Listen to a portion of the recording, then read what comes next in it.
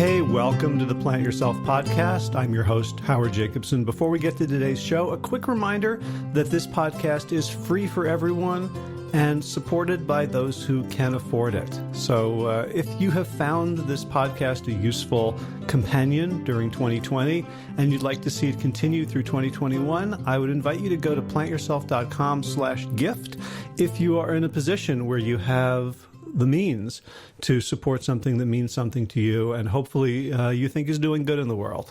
You can use PayPal or Patreon. You can make a one-time contribution or become an ongoing, sustaining patron of the show. And if funds are too tight for you to show your appreciation in a monetary sense, you can still leave a review of the Plant Yourself podcast on whatever platform you listen to podcasts. That also helps us a great deal.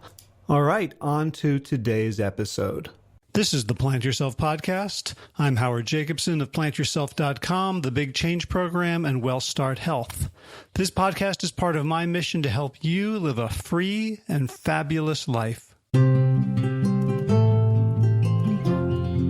So I kind of believe that for change to be valuable, it has to be hard, that it takes effort, that no pain, no gain, and that if somehow change just sort of happens to us, then maybe we're cheating. Like, I realize when I think about it, I kind of don't believe in grace. And so it's a good thing that today's guest is named Grace. Grace Smith, who is the founder of Grace Smith Hypnosis, which you can find on the web at gshypnosis.com. She is a hypnotherapist. She's an author. She works with celebrities, athletes, government officials, CEOs.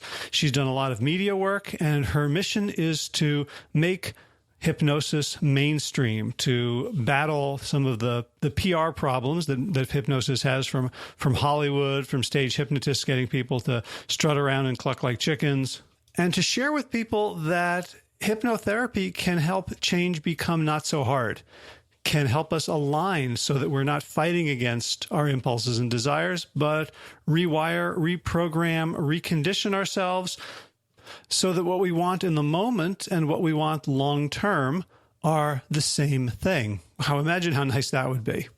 Before we get to the discussion, 2 quick points that I've been bringing up a lot lately, and they're coming to a head. We have 2 new offerings from Well Start Health coming up this month in the next couple of weeks. One is what we used to call the Big Change Program. And maybe we still do call it the Big Change Program among ourselves when no one else is listening.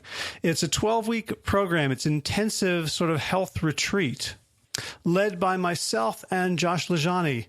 And we've taken hundreds of people through the program up to this point, and people have lost weight, gotten off their meds, gotten off their psych meds, their depression meds, started walking, running, getting more engaged in their lives, in their communities, finding new jobs. It's amazing what happens when people begin the process of starting to treat themselves as worthy people deserving of health and happiness. So if you'd like to join us for our next run of the program, just go to wellstarthealth.com/program where you can read about it and apply at the bottom of that page. And if you'd like to learn how to do what Josh and I do, the in-depth, outcome-oriented health coaching that we engage in with participants at WellStart, the second coach training program is going to begin probably in 2 weeks. And we're getting ready. Kevin Davis and I are putting that together, and we're getting ready to announce it to the world and open up the gates for a few days. And so if you're interested in that, just email me, hj@plantyourself.com. And next week, we will be getting out all the information you need to make a decision about taking that course. All right, so let's talk about hypnosis. Let's talk about the power of hypnosis, the real power. Let's talk about the limitations, and let's talk about how you can begin to change your own health patterns, mindsets, habits, destiny through a very, very simple and ancient technique. So without further ado, Grace Smith, welcome to the Plant Yourself podcast. Thank you so much for having me. It's a pleasure. I'm really looking forward to learning because I don't know very much about what you do. So why don't we begin there? Tell us what you do. absolutely. So I am on a mission to make hypnosis mainstream. And a lot of times when people first hear that, I think their reaction is, why would that be something you're so passionate about, that it's your mission in life? But the truth is, when you use hypnosis and you use hypnotherapy to overcome habits that aren't serving you, mindset that isn't serving you, beliefs about yourself that aren't serving you, then you end needless suffering. So plain and simple, using hypnosis ends needless suffering. And I am very passionate about making sure that people no longer equate hypnosis with singing watches and clucking chickens and the sunken place, which is all a bunch of made-up nonsense, and instead know it for what it truly is, which is meditation with a goal.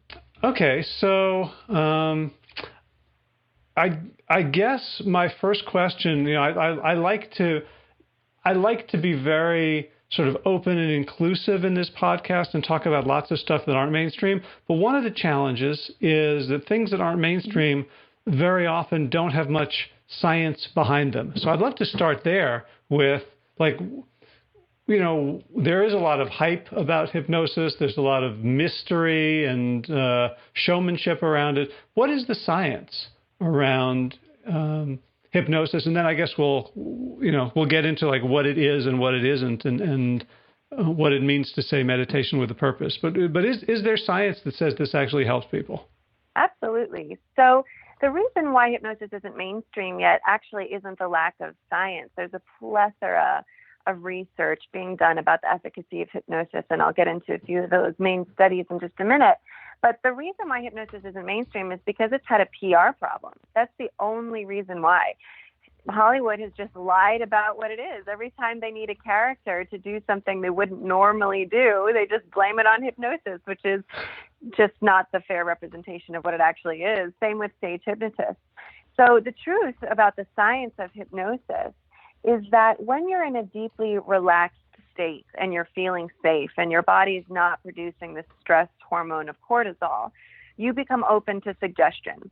But you don't become open to suggestions you don't want to absorb. So one of the misconceptions is that hypnosis is mind control. And what I'm about to tell you, as soon as I say it, everyone's going to think to themselves, oh my God, that's just common sense. That makes sense. But we've never thought about it this way, again, because of the movies and stage shows. So if hypnosis were mind control, every single hypnotist would be a billionaire.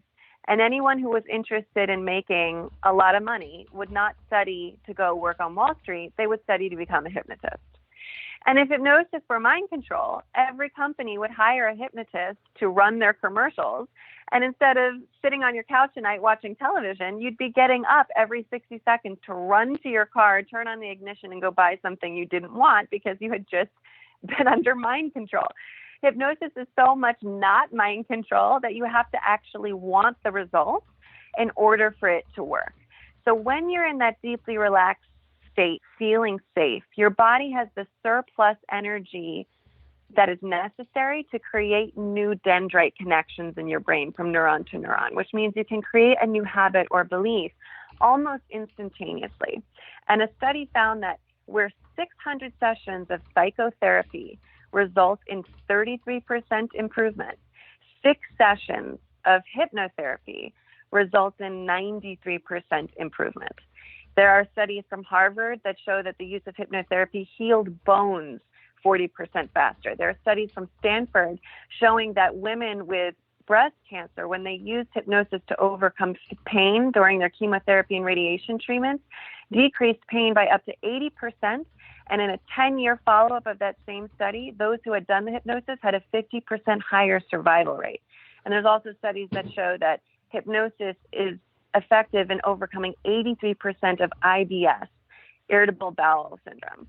And that doesn't have anything to do with overcoming fear of public speaking, stopping nail biting, overcoming fear of flying, all of these fear and phobia aspects as well. So there's studies showing actual physical changes in the body as much as changes in our mindset. So plenty of science, and I've dedicated a whole chapter to that in my book, Close Your Eyes, Get Free, because it is so important that people know that this research is out there. Beautiful. So I'll get a copy of the book and post those references so people can look them up, because my listeners like to do that.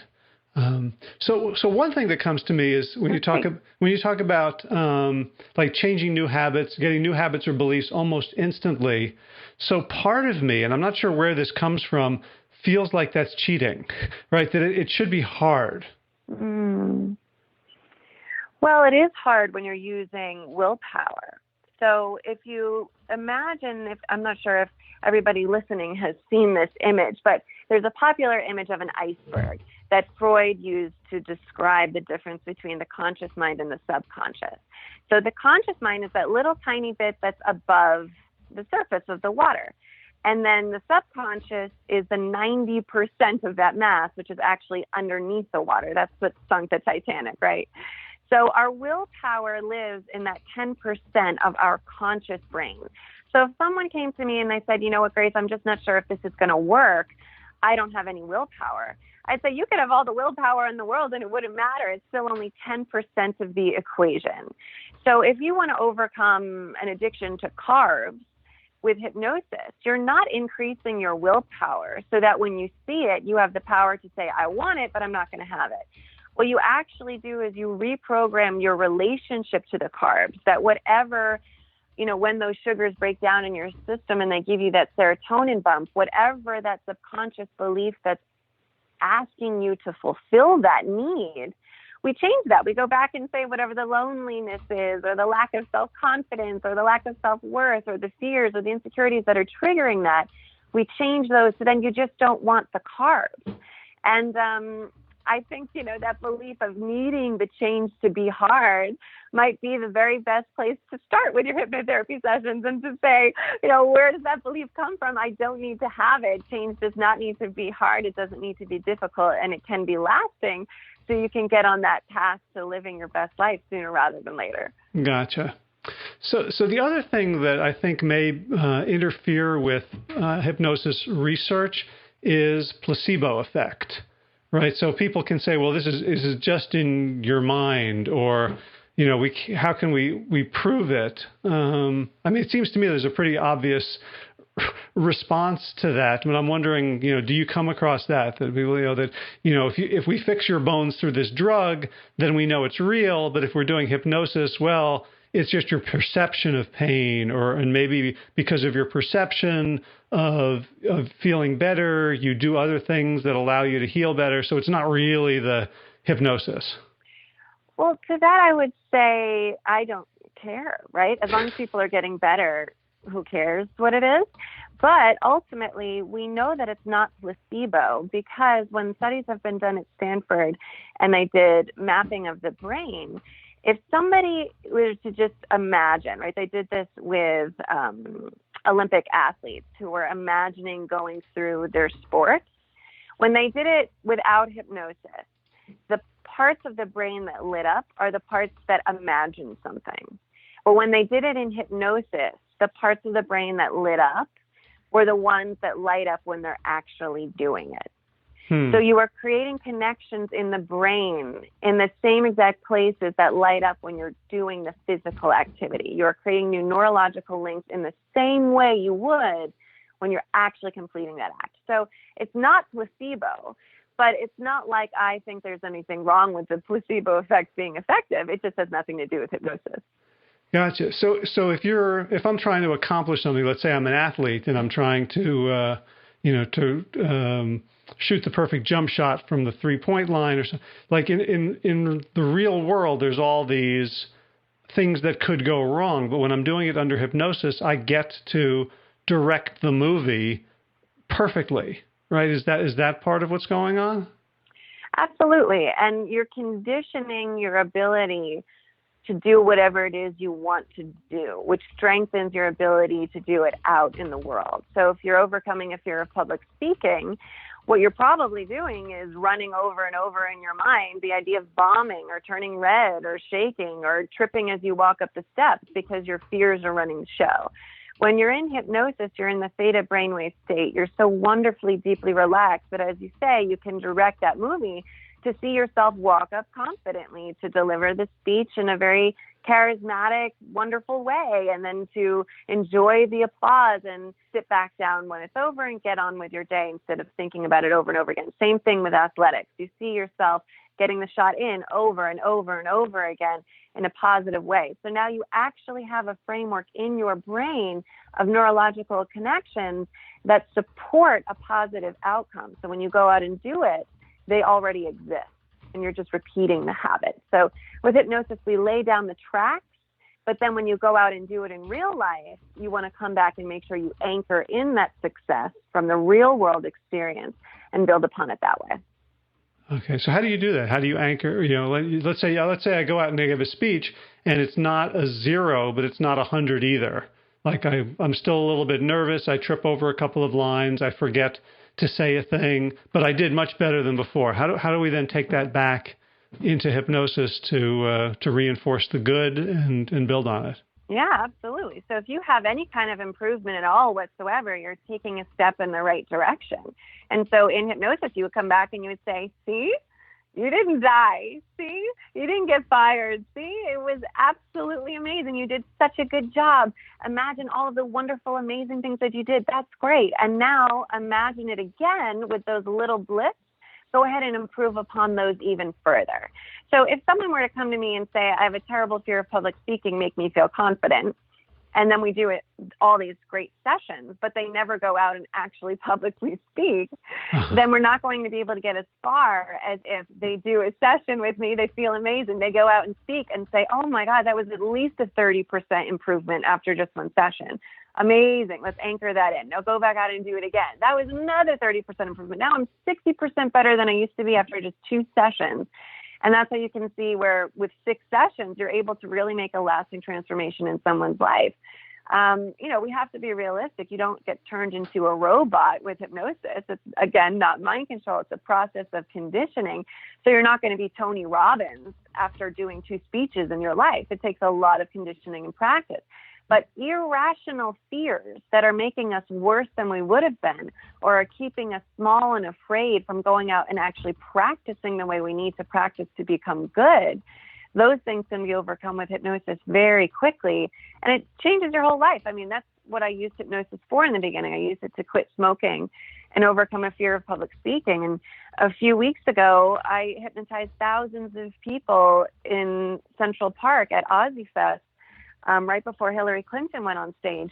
That was a magnificent moment in my life, and I never would have had that experience if it weren't for hypnosis. It just happens to be funny that it was also about hypnosis, but in your own life, you can think about these incredible experiences that could be waiting for you, and we need to overcome these rational fears in order to get there. So let's talk about you and your life. So when you were a smoker, if you ended up quitting, so when did you first, discover, we all know about hypnosis, right, from stage in Hollywood, but when did you approach it as a means of improving your life? So I first became aware of hypnosis about 7 years ago when I was trying to quit smoking cigarettes, and I had tried the patches, gum, cold turkey, and nothing was working. And somebody suggested hypnosis, and I just sort of said, what do I have to lose? I mean, literally, I've tried everything else. But I went with my arms crossed over my chest, not thinking it was going to work, thinking it was, clucking like a chicken or creepy mind control, because that was the only education I'd had about it, and that was it. So I went in hoping it would work, but assuming that it wouldn't. And what happened was the session was so relaxing. I felt so empowered. It was the exact opposite of feeling like mind control. For the first time, I actually felt like I understood my mind and why I was doing what I was doing. It turned out my subconscious thought that smoking was keeping me safe. It thought I was living in the Lower East Side in New York City, fast-paced career girl, but at night would, change into my hipster clothes and hit the clubs, right? Hit the bars. And so smoking, my subconscious thought, was keeping me safe from being bothered by people on the street. That if I was smoking, I would have this cloud of protection around me. And that's ridiculous, right? That's totally counterintuitive. Smoking was hurting me, but my subconscious thought it was keeping me safe by keeping me unapproachable. I never would have known that was the case without accessing my subconscious mind. So once we did that, we have a conversation with the subconscious. Actually, this is hurting me. Let's replace this with something else. And I quit smoking in that day. So 6 sessions is the average to achieve 93% improvement, but there are outlier experiences. And when I quit smoking in one day, I said, what the heck is this? Why does anybody have lung cancer? Why does anybody have emphysema? Why is anybody smoking if they don't want to smoke?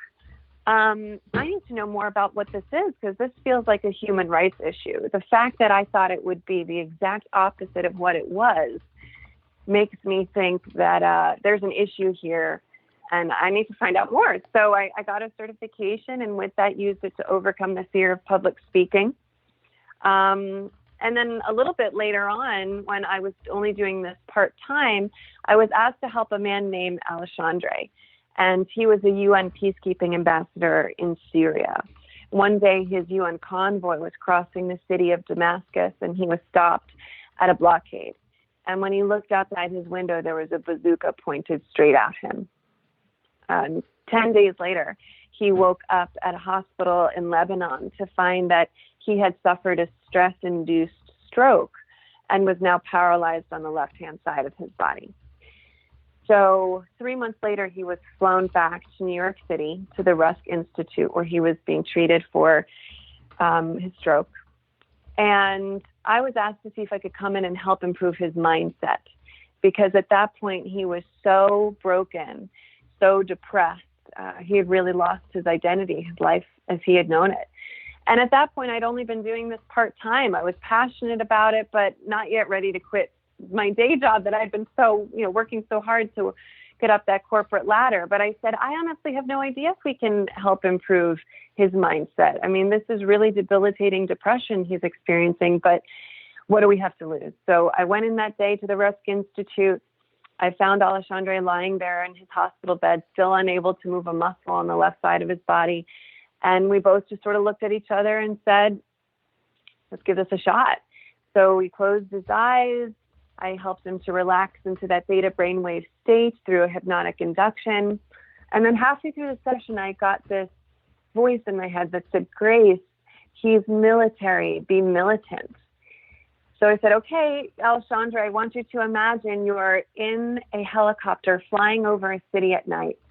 And the city you're flying over at night, you can see where the electricity is on and you can see where the power is out. And this is a map of your brain. So notice where all the electricity is on, where all the light is on, and now fly to where there's a blackout, where there's no electricity at all, and let me know when you're there. And he did. And I said, okay, when I count down from 3 to 1 and snap my fingers, there's going to be an explosion right there where the blackout once was. 3, going even deeper. 2, trusting what comes, and 1. And now the electricity from that blackout, it travels down the left-hand side of your face, down your neck, down your shoulder, through your arm, out your finger. And I hadn't even finished the word, and he was moving his left finger. And his eyes shot open, and he looked at me, and he said, what do I do now? And I said, keep moving your finger.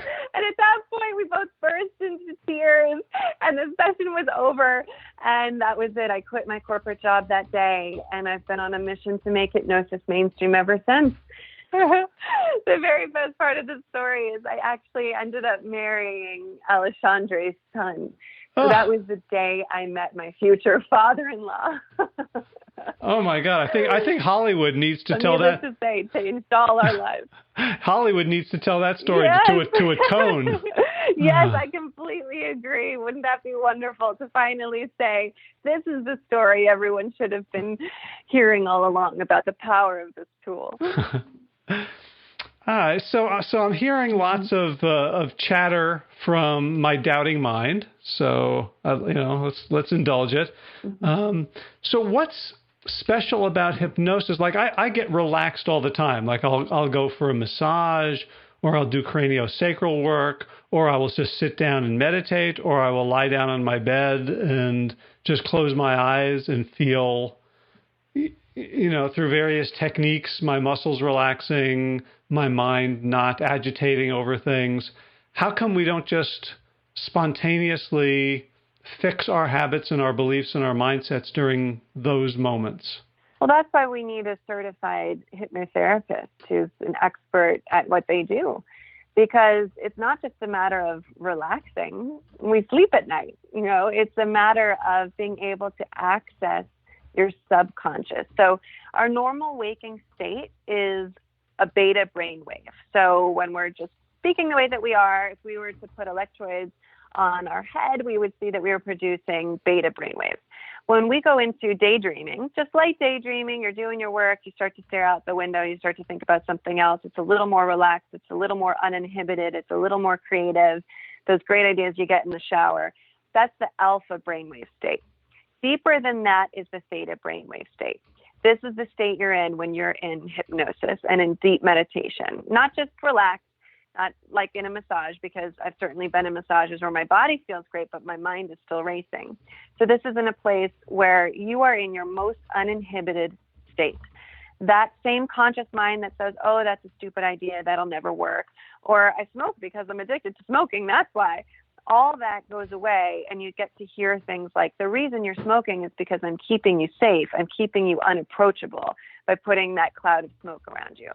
So an expert hypnotherapist will guide you in there and ask the right questions to find out what is your subconscious programming. Because whether we know what it is or we don't know what it is, it's still running the show. But when you get into the theta brainwave state, which is uninhibited and so creative, it's your greatest resource state, you find out what those beliefs are, so then you can actually change them. And if you're not working with a private hypnotherapist, a hypnotherapy recording, you'll find, feels a whole lot like guided meditation. That's the thing that I hear all the time. People say, oh, it just feels like guided meditation. And that's why I call hypnosis meditation with a goal. But the difference is if a hypnotherapist is writing that script, then it's not just about a visualization. It's about getting into the theta brainwave state and doing the work that's necessary to transform a belief. And we've got 3,000 years of practices that we've learned to be able to do that. I mean, hypnosis was done in sleep temples in ancient Egypt. So we've got a long lineage of protocol that hypnotherapists learn in order to help you do that.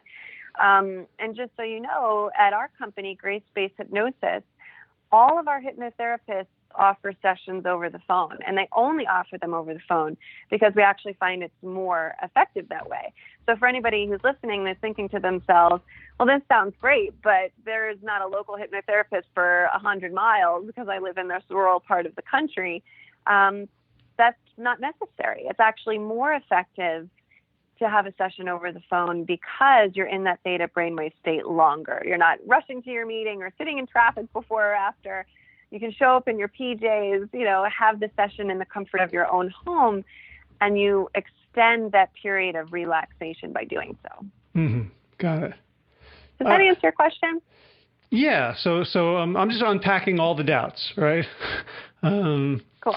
So the next one is, and I've had this experience many times where, let's say I would go to a shamanic workshop or some sort of visualization, and I would be like trying to get into a state of hearing like my guides or my inner wisdom or something, and then I'll hear something, and the first thing I'll do is, well, I just made that up, right? I'll doubt that it was actually a voice of creativity and wisdom, but just like, oh, I just, I like in my mind, the voice that has the answers, like the voice that would say, oh, you're scared of giving up smoking because you see it as protection, like that should come with thunder and lightning in a deep voice with like psychedelic pictures. Like it should clearly not be the same voice that I hear things like, hey, don't forget to, buy cashew milk and bananas. Right? So how do we learn to trust, and how do we know whether to trust that a voice is actual and not just like me making stuff up? It's a great question. And it's one of the reasons why I don't offer individual sessions anymore and why I only, sorry about that, the landscaper just came, so my dog's barking. I hope it's not too distracting. I'll move to another room. My listeners, we love animal lovers. So knowing you have a dog just raised you in everyone's estimation. Oh, good. I've got 2 dogs and a cat, so I'm in for the win. But yeah, so when you have your first session, there's going to be a lot of doubt in the mind. There is going to be a lot of conscious interference and conscious thoughts that are saying, is this real? Is this working? Am I relaxed enough? I'm not blacked out, because no matter how many times I tell someone, you're not going to be blacked out in hypnosis. It's just meditation with a goal. It's not like the movies tell you. That whole first session is a lot of just realizing what it actually feels like and what that voice actually sounds like, what the experience is. The good news is you learn to trust it very, very quickly because of the results. The hypnosis session itself is just the vehicle. It's the car or it's the jet plane that's getting us where we want to go. But as soon as you realize you're getting there, you're getting closer and closer to that destination, the anxiety is less, the confidence is higher, you're not biting the nails, you don't want the carbs, you're getting over that inflammation faster, whatever it is, you start to say, oh, wow, I can really trust this because it's working. So then by the time you come back for your second or third session, if that voice doesn't come with thunder and lightning, you're not concerned about it. You just let it be because you've had the proof of concept, because you've lived the results. And so you're just looking forward to seeing what's going to happen next. So that really develops over time, but it does happen very quickly because those results do start even after the first session.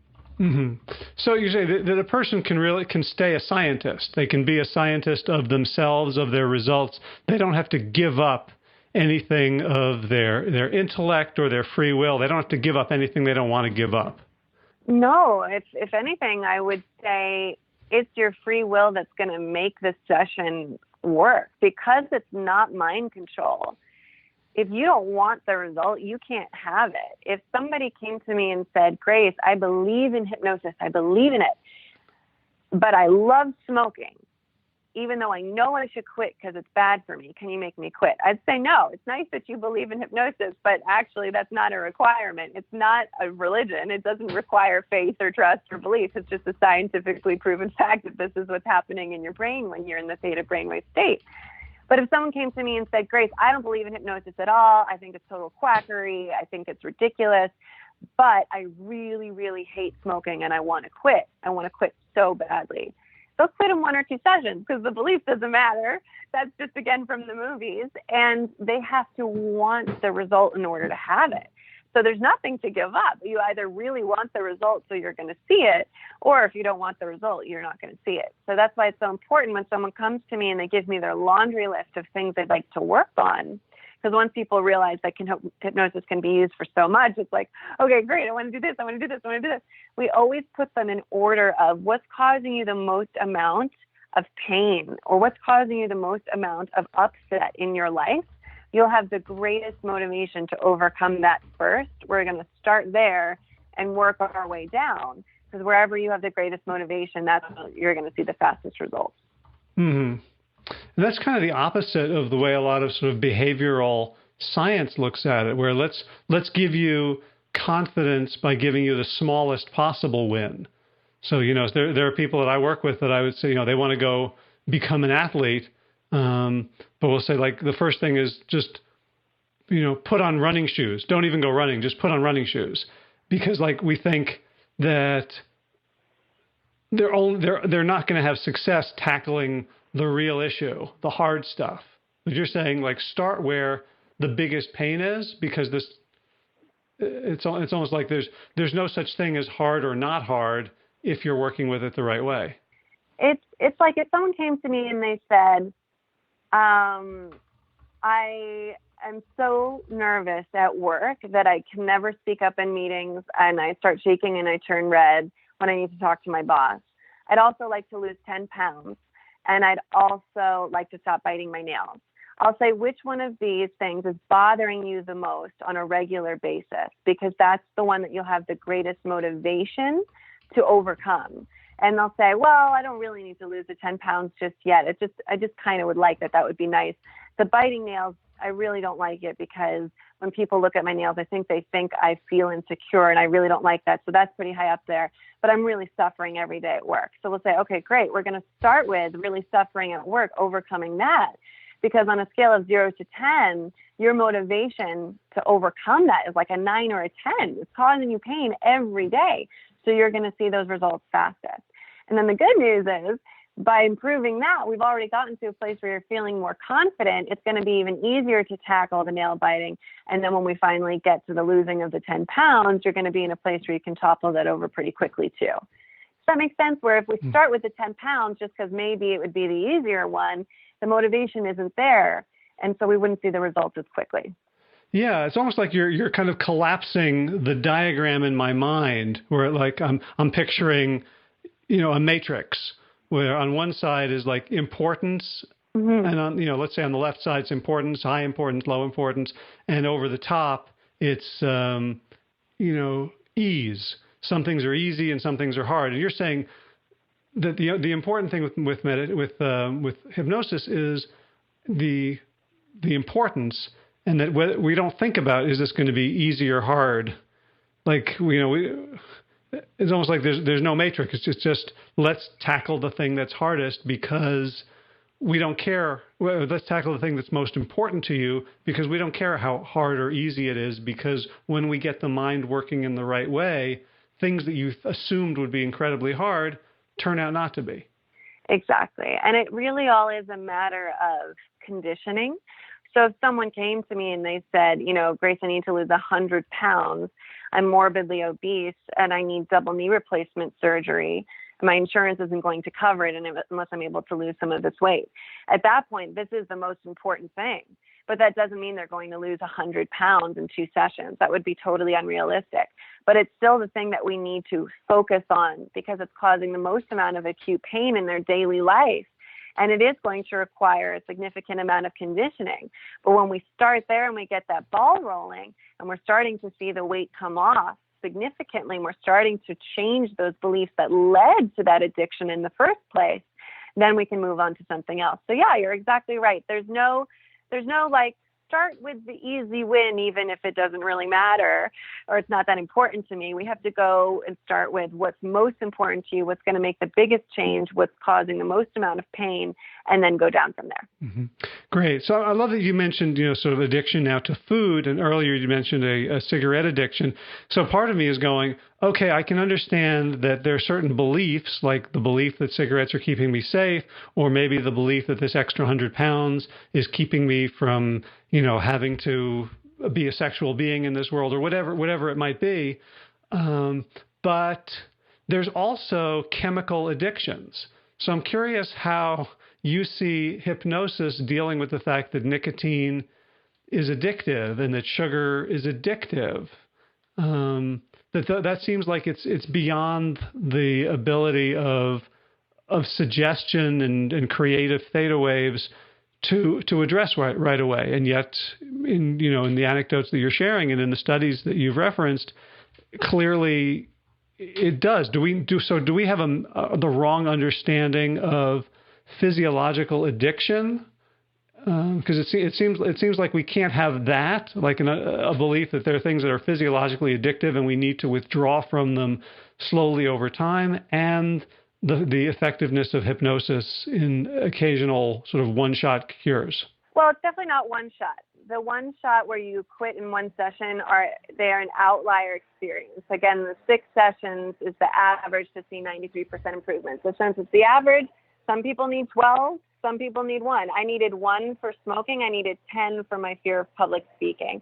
So everybody's different, and the amount of conditioning that you need will vary. But still, if you compare that to 600 sessions of psychoanalysis as the average for 33% improvement, it's incredibly rapid. So if you want to overcome a sugar addiction in 6 sessions, and you have 1 session a week for 6 weeks, you've completely flushed all of the sugar out of your system by then. Any physiological addiction would be completely gone by week 3 at the very most. Then it's all psychological and emotional. I helped a woman overcome her addiction to sugar on CBS's show, The Doctors. And we had 3 sessions. And I saw her when I went back a year later to talk about hypnobirthing on the show. And she was like, Grace, I still don't want sugar. It's not willpower. It's not like I see it and I just don't go to grab it, or I don't miss it. I just don't want it. And she really, really wanted to quit. But she had this emotional link where she used to bake with her mother when she was younger. So when she was feeling kind of sad and lonely, she would grab the sweets because there was this subconscious link that sweets equaled baking, equaled her mother's love. And when we were able to untangle that, the physiological addiction to sugar went along with it quite simply. Same thing with smoking. You're going to get that nicotine out of your system faster than you think. And I don't want anyone listening to think it's going to take one hypnosis session. That is definitely an outlier experience. So if you go have one session first to cut down, maybe you're smoking a pack a day, that's 20 cigarettes, about. Cut down to 10 with one session. Then that's less nicotine in your body already. With the next session, you can cut down to 5. With the next one, quit. With the next one, enforce the quitting. And usually when we quit smoking, we replace the cigarettes with drinking water, because there's typically a fear that you'll replace smoking cigarettes with eating food, and that there will be weight gain. That's a big fear for a lot of smokers. And so we replace smoking cigarettes with sipping water, which means you're flushing out those toxins much faster anyway. So I'm not saying that physiological addiction isn't real. I'm just saying that if you approach hypnotherapy from the standpoint of you're going to need however many sessions you specifically need for conditioning, the average being 6, then those sessions are going to support you through the withdrawal phase as that stuff gets removed from your body. Mm-hmm. Gotcha. So I didn't mean to suggest that there's a magical one session cure for addictions, but the fact that there are outliers tells me that we have, all I need is one outlier data that I believe to call a theory into question. So I'm curious, mm-hmm. when you quit smoking, did you go through like 3 or 4 days or a week or 3 weeks of withdrawal? No, I just didn't want cigarettes anymore. I mean, this was 7 years ago, so I'm not sure if I had, I might have had a headache or 2, but I don't remember that. And I just remember I didn't want them anymore. And I was amazed. And I just didn't want them anymore. This thing that I used to, I was bartending at the time. That was how I took my break. All my friends smoked, it was just everybody who I hung out with in the Lower East Side still smoked. It's amazing how much has changed in 7 years, like being in the wellness world now. But yeah, I mean, there was no like migraine that left me knocked out or anything like that. I just didn't want cigarettes. Mm-hmm. See, to me, that says that our understanding of addiction is not complete. I think that there's probably a lot of room to learn more about when people say they're addicted, the behaviors that they then exhibit and the physiological responses to the belief of I'm addicted.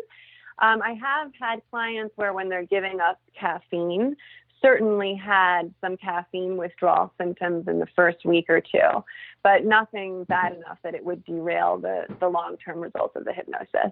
Mm-hmm. Gotcha. So I want to come back to your story of helping Alexandre. And so you heard a voice saying he's military, be militant. So I have 2 questions about that. One is, so when you're a hypnotherapist, are you just like constantly like tapping the theta pool in your brain? And the second question is, so given that you got those instructions, right? 5 words, Grace, he's military, be militant. That didn't tell you about the chopper and the dark sky. So like, how has becoming a hypnotherapist and practicing it changed who you are and what you're able to accomplish? That's such a great question. I haven't been asked this before, but it's so important. When I went to my first hypnotherapy certification course, I'll never forget, we were all sitting in a circle and the instructor had everybody go around and say who they were and why they were there and what they were doing before they were studying hypnosis. And the room was pretty much split. There were people from the medical community and then people from like the spiritual wellness community. So there were mediums, and there were doctors, and there were nurses, and there were Reiki masters. And then it got to me, and I was like, I'm a sales account executive. I have no idea why I'm here. I legitimately have no idea why I'm here, other than I used hypnosis, and it changed my life so much that I just need to know more about what this is. So I had no idea why I was there. I was very apprehensive even about the training. But when I did my first practice session in that first training ever, I know that I channeled the entire thing. And this woman had been binge eating her whole life. It was a week-long course. And I ate every meal with her, breakfast, lunch, and dinner for the entire week. And she stopped binge eating. She stopped binge eating for the rest of her life. And I realized I was able to do something I had no idea I was able to do, which was to say exactly what the client needed to hear in order to heal. Now, I honed that through, my first year in business, that day when Alexandre broke through his paralysis, the next week I launched my business with a living social campaign, like a Groupon, and I sold 952 sessions in 24 hours. I couldn't call my account executive fast enough to turn it off and shut it down. I was like, it's only me. How am I going to do all this? So I did 1,000 sessions my first year in practice. So it's a combination of, I know I'm channeling. I know the information is coming from a higher place. And I know this because every time I'm done with a session, my client will say, I just don't know how you knew how to say that. It was the perfect thing. Like for Alexandre to be flying over a city at night, I didn't know that he had done over 1,000 helicopter jumps in his lifetime. I had no idea. I just got this thought, he's military, be militant. And then I said the words of something he's actually done that I never knew he had done. And it happens all the time. So it's a combination of experience. I'm one of the most experienced hypnotherapists in the world now, but it's also knowing that from day one, from the first session, that I was channeling. And I don't talk about that on every platform because my goal is to make hypnosis mainstream. So I don't want them to have to then be able to buy into the idea of channeling. But for me, energetically, I know that I, Grace Smith, step out of the way and some higher information is coming through. Mm-hmm. Well, and there's so much I want to follow up on there because, there's something like really relaxing about it not having to be you, right? Like it sounds like to some extent your hypnosis training and your thousands of hours of practice added to your skill set, but it sounds like they also were subtractive. Like in the end, you're doing less and less and removing more and more technique and simply allowing yourself to be, hollow, and clean for wherever this information comes from to kind of move through you. It seems like that, like it would be hard to be like a nervous hypnotherapist. Like, boy, I hope this works. I hope I'm good. Yeah, it takes the pressure off because I know that I don't know anything about my clients when I first start working with them, but I don't have to. And so I think you're absolutely right. It's very relaxing that I can trust that no matter who comes to me, no matter what they want to work on, as long as they don't give up too early.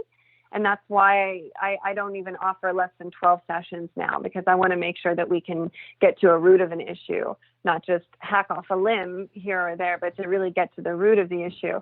But when I was early on in my career, I would sell just 1 or 2 sessions at a time. And people would come to kind of, test it out, try it out. And I'm like, this is going to work. It works every time. It's just a matter of you getting the amount of conditioning you personally, specifically need. And no matter how much it is, it's less than every other modality I've ever seen. It's still really fast. So don't leave before the miracle happens. And exactly right. I'm just the vessel. I'm just the messenger. I get out of my own way. I say what I know they need to hear. I do use the skills and the techniques that I was trained in, but within that framework, I get out of the way. Mm-hmm. Now, the other thing that really struck me was 952 sessions from a living social promotion. Do you attribute that to just everyone's hungry for hypnosis and no one had been offering it? Or like as a sales account executive, do you have like marketing chops and you were able to say things differently? And I'm also thinking back to what you said at the very beginning about hypnosis having a PR problem. Like, it seems like you solved, at least for your business and for yourself, the PR problem of hypnosis. And so I'm wondering what happened that got 952 people before you could turn off the account. Yes, that's exactly right. I worked at a company called Bloom Spot, which was a high-end version of Groupon or Living Social. So $1,000 facial at the Waldorf Astoria was now available for $750 at their spa. So not helping anybody, but definitely a fun job because I got to go test out all the services. So I had done that for quite some time. And when I created the deal at Living Social, I told my account executive, I said, I think this is going to do really well. I've been doing this for a lot of years. I haven't done it at this price point or on your platform or even for hypnosis, but I really think that this is going to perform well. We should put a cap on it. And she said, in the past, we've never sold more than a total of like 100 sessions over 7 days of a sale being available in hypnosis. So we definitely don't need a cap, at least not right away. We can check in a day or two and see how it's going. And it just took off. It completely took off. And part of it was because the pricing was so low. And so that first year in business, I saw 1,000 clients, but I lost $3 per client. By the time Living Social took their cut and I paid my New York City rent because I hadn't yet realized phone sessions are more effective, I was exhausted seeing all these people 8 to 9 sessions a day and losing money on each session. So it was a tough year. It was a boot camp. I feel like I got a PhD in a year. But that session had to do with pricing, that it was accessible enough. And then the copy was really good. It was about using hypnosis for overcoming insomnia and for weight loss. And there was just tons of people in New York City who wanted that. And that's what got me started. Wow. That's so cool.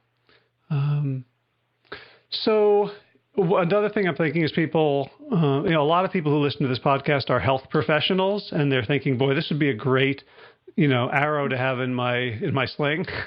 I'm thinking that myself, like, boy, I do a lot of coaching and thinking, like, boy, this would be a very useful thing. Are there things that might disqualify someone from being a hypnotherapist? Do you need like the voice? Do you need to have this, resonant voice? I don't know what you sound like. I used to live next door to a woman who was our public radio host, and I did not recognize her on the radio. Like she put on a voice. So, like, what, is there anything that you need? I put on a voice. You do? Oh, can we hear it? Yeah. Take a nice, deep, letting go breath. Already beginning to relax both mind and body. And I'd say, you kind of cultivate your voice over time. That's definitely part of it. We do have my students from my hypnotherapy certification school also create content for grace-based hypnosis. And sometimes it's so funny. The same person will get an email where they say, a customer will say, oh, I love her voice so much. It's so great. And the next email will be, I want a refund. I can't stand the voice. And it's the same voice. So there's personal preference there for sure. But in order to be a good hypnotherapist, and the women who go to my school, right now our school is women only, which is really great for the community, but ultimately I think we'll be opening it up to everybody pretty soon. The women who come to my hypnotherapy certification school, they have a few things in common. They want to excel. So my school is not cheap and it's not easy. There are still hypnotherapy certifications that you can get in a week. And I think that that's criminal. I really don't think that clients should be expected to trust their subconscious mind to somebody who's had that little of training. So my school is 250 hours. It's the highest standards that are required in our country. They come and study with me twice in person, and the rest are all online modules. And so the people who come to my school, they really want to be the best at what they do because they want to provide the best care. The other piece is, at this stage in the development of hypnotherapy, as a career, you have to also be an entrepreneur. There aren't hospitals yet hiring hypnotherapists in droves. So if you want to be a hypnotherapist, you have to know how to build a coaching business. And there was no school that I ever went to for hypnotherapy that also taught you how to build a hypnotherapy business. And we've built the largest hypnotherapy business in the world. So we, know how to teach that too. So the women who come to our school are equally as interested in being the best they can be as hypnotherapists and not just getting the quick little thing. They're not looking at this as adding something to their tool belt. They realize in many ways this is the belt, the subconscious is the belt, and everything else hangs from that. But they're also very interested in learning how to succeed from the business side of things. And so I'm guessing that a lot of people that I know in the helping professions have hang-ups about money and about promoting themselves. And I'm guessing that's one of the things that you use hypnosis to help people overcome. Yes, exactly. So our students, they get hypnosis from me on a regular basis, obviously during our classwork, and they're also practicing on one another. But there is a very common theme of people who are sort of helper-oriented and want to make a difference in the lives of others, not feeling worthy or in alignment to charge for their services. And this is something that in 2018 has just got to go. People who are making the world a better place deserve to live an abundant life and deserve to live a life that's reflective of their deepest dreams. The broke healer is not a modality that's sustainable. And I want to really empower women to be able to stay in these careers that help others because they're able to support themselves and their families by doing so. Beautiful. So for someone who is like me, has not experienced hypnotherapy or never had it called that, if I have, so you said there are like recordings. So how does a skeptic begin with the least risk or the least commitment to get a sense of what this is? Can people work with you or with your team? Can they buy or download things? Is your book like Hypnosis in a binder? Yes, exactly. I'd say, the least investment would be, you can look me up on YouTube or you can go to the website. It's gshypnosis.com. And on YouTube, I'm Grace Smith TV, just my name and TV. And there are free videos and free downloads, both on our website. There's great blogs that we've written about hypnosis for just about every topic. And then if you want to make a small investment, I would definitely recommend my book. I think it's on sale on Amazon for $10 right now. It's called Close Your Eyes, Get Free. And it's a handbook really for self-hypnosis. So the subtitle is Use Self-Hypnosis to Reduce Stress, Quit Bad Habits, and Achieve Greater Relaxation and Focus.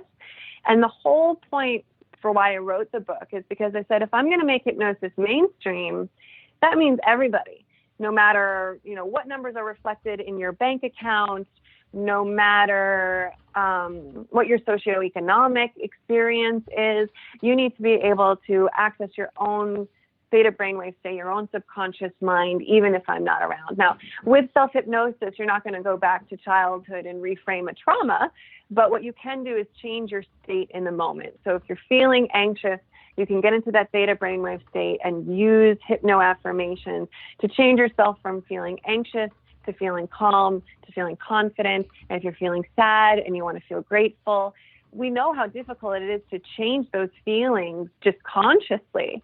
But in the theta brainwave state, it's very simple. And then the more we do that, we're conditioning ourselves to feel over time the way we want to feel. And we're creating those new neural pathways that strengthen. So the book is great. After that, you could get our app also on the website. You can join our membership that allows you to get recordings at a discounted rate. And then from there, it's private hypnotherapy sessions. And private hypnotherapy sessions are hands down the fastest way to change your life with hypnosis, but they're also the most expensive because you're working with a trained professional. And those women who studied with me and graduated from my school at gshypnosis.com offer really great rates for private sessions if you want to study with them. And I'm super expensive because I'm also the CEO of the company. But if anybody is interested in learning more about working with me privately, that info is also at gshypnosis.com. Great. And it's G for Grace, S for Smith, gshypnosis.com. I think I'm out of questions. I'm gonna go download the app as soon as we get off the call and go find my subconscious and have it whip me into shape. Well, thank you. These were really excellent questions. They were fascinating, and I think that you really asked what a lot of people want to know and what they're wondering about. So I appreciate you going there. This was really great. Thank you so much for having me. Well, you're so welcome. I didn't ask about, chickens and stage stuff, which I'm still rather curious about because I've seen some weird stuff. I'll just give a very brief, idea into behind that curtain there. Every single person on those hypnosis stage shows raised their hand and volunteered to be in it. You will never see a hypnotist grab someone from the audience who doesn't want to participate and drag them up on stage because, again, they want to have the result. And if you watch those shows from beginning to end, when people stop participating, right, if it were mind control, they would do everything the hypnotist asked, but people will do some and not do others. If they're not participating, the hypnotist removes them from the stage so that by the end of the show, you're only watching that one person who wanted to respond to every single suggestion. So keep that in mind the next time you watch a show, and it won't seem so miraculous. So there's selection bias going on. Yes, exactly. Gotcha.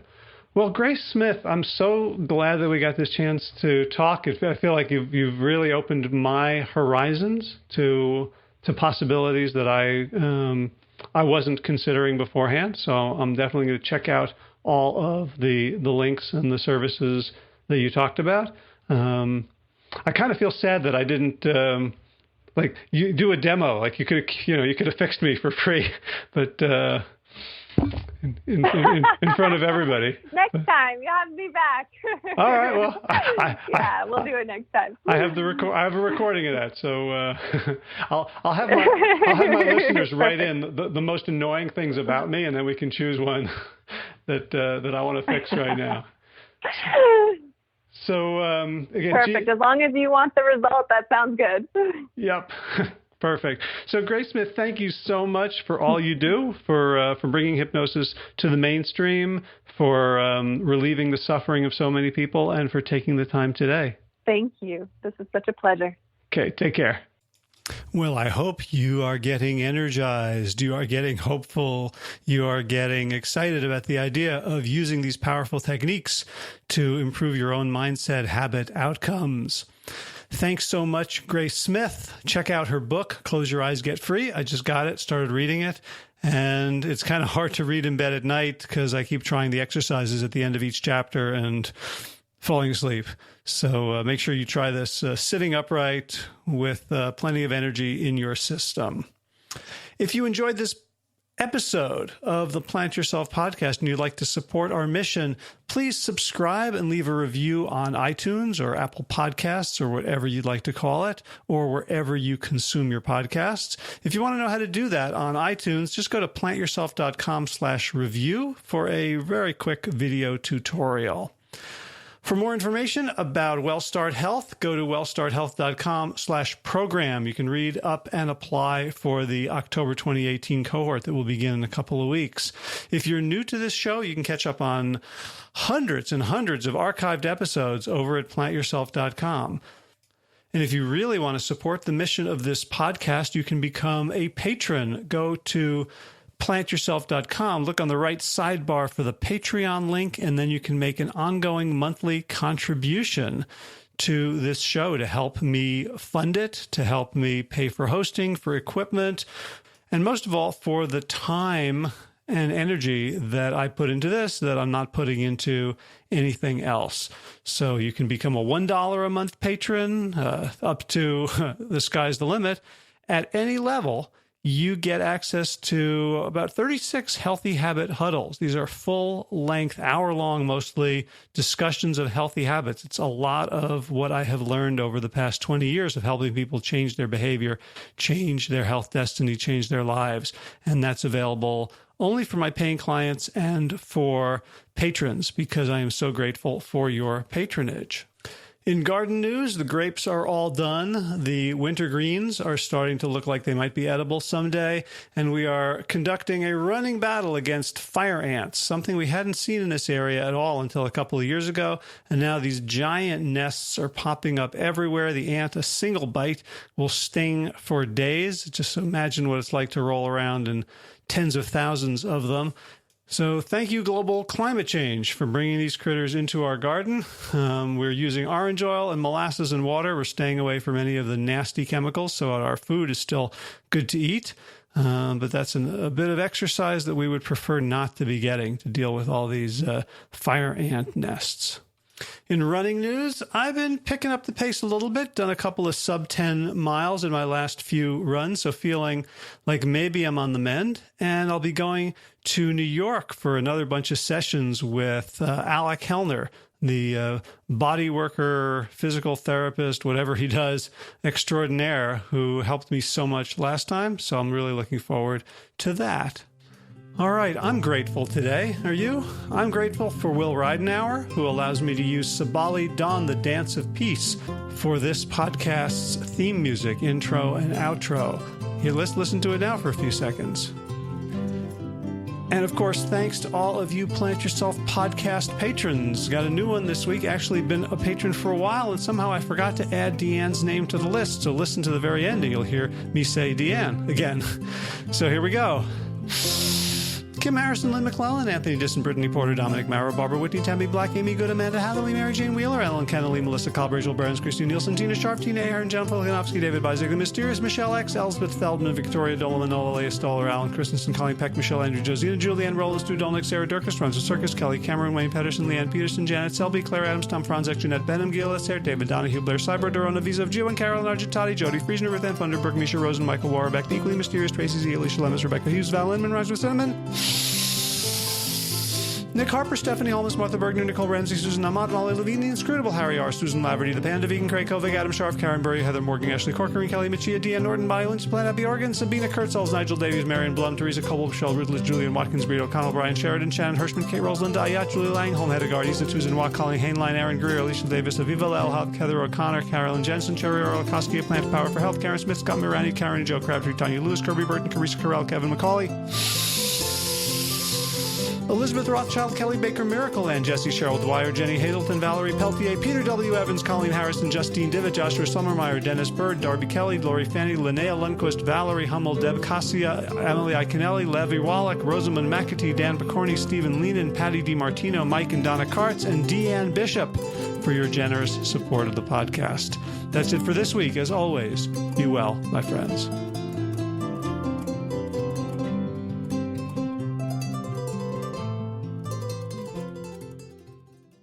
All right, time for thanks. Thanks to Will Ridenauer for allowing me to use his beautiful song, Sabali Dawn, the Dance of Peace. You can find more of Will's music at his website, willridenauer.com. And of course, thanks to all of you Plant Yourself podcast patrons. Kim Harrison, Lynn McClellan, Anthony Disson, Brittany Porter, Dominic Maurer, Barbara Whitney, Tammy Black, Amy Good, Amanda Hatherley, Mary Jane Wheeler, Ellen Kennelly, Mr. Cobb, Rachel Behrens, Christine Nielsen, Tina Sharp, Tina Ahern, Jennifer Filikanovsky, David Bizek, The Mysterious, Michelle X, Elspeth Feldman, Leah Stoller, Alan Christensen, Colleen Peck, Michelle Landry, Josina, Sarah Durkis, Rhymes with Circus, Kelly Cameron, Wayne Pedersen, Janet Selby, hi Janet, Claire Adams, Tom Franzek, Jeanette Benham, Gila Sarah, David Donahue, Blair Cyber, Dorona Vizov, Gio and Carolyn Argentati, Jody Friesner, Ruth Ann Funderburg, Misha Rosen, Michael Warbeck, The Equally Mysterious, Tracy Z, Aviva Lael, Alicia Lemus, Rebecca Hughes, Val Linneman, Rhymes with Cinnamon, Nick Harper, Martha Bergner, Susan Ahmad, Molly Levine, The Inscrutable, Harry R., Susan Laverty, The Panda Vegan, Craig Kovic, Adam Scharf, Karen Burry, Heather Morgan, Kelly Machia, Deanne Norton, Bonnie Lynch at Plant Happy Oregon, Sabina Kurtzels, Nigel Davies, Marion Blum, Teresa Coble, Julian Watkins, Breed O'Connell, Shannon Hirschman, Linda Ayat, Holm Hedegaard, Izatu Zinwa, Connie Hainline, Aaron Greer, Alicia Davis, Heather O'Connor, Carolyn Jensen, Sherry Orlikoski of Plant Powered for Health, Karen Smith, Scott Morani, Karen Jo Crabtree, Tanya Lewis, Kirby Burton, Teresa Carell, Kevin McCauley, Elizabeth Rothschild, Ann Jesse, Cheryl Dwyer, Jenny Hazelton, Valerie Peltier, Peter W. Evans, Colleen Harrison, Justin Divich, Joshua Summermeyer, Dennis Bird, Darby Kelly, Lori Fanny, Linnea Lundquist, Valerie Hummel, Emily Iaconelli, Levy Wallach, Rosamund McAtee, Dan Picorni, Stephen Lehman, Patty DiMartino, Mike and Donna Kartz, Deanne Bishop, Bill Brielf, Gunter Schmidt, Marjorie Lewis, Kelly Molden, Tricia Adams, Ian Kramer,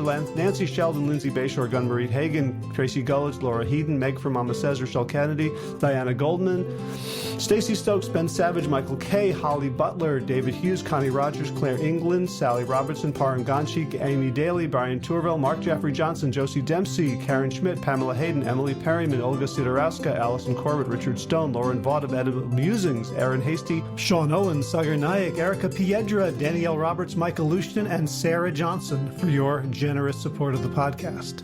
That's it for now. As always,